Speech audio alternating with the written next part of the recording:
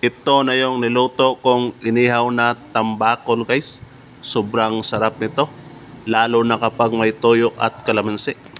Bintahan ng isda dito sa amin guys. Bumili ako ng isang tambakol. 1 kilo yon at kunti. Hinugasan ko muna ang isdang tambakol guys. At kinuhanan ko ng lamang loob o bituka. Buhay probinsya. Panlasang Pinoy talaga.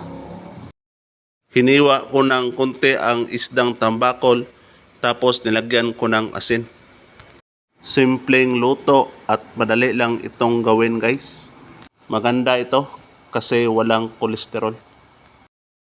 Sinindihan ko na ang charcoal guys o uling. Gamit ko sa pagsindi ang kandila.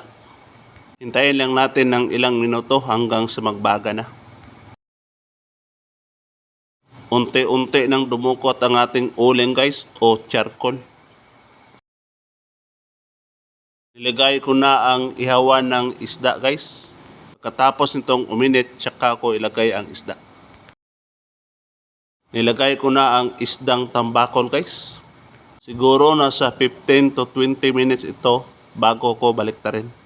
Inurasan ko kasi pero depende lang sa apoy guys. Minaliktad ko na ang isdang tambakol guys. Lutong-luto na ito. Naluto na ang ating inihaw na isdang tambakol guys.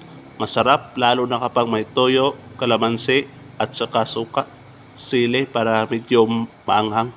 Paki-like, subscribe para ma-inspire ako sa paggawa ng video. Maraming salamat.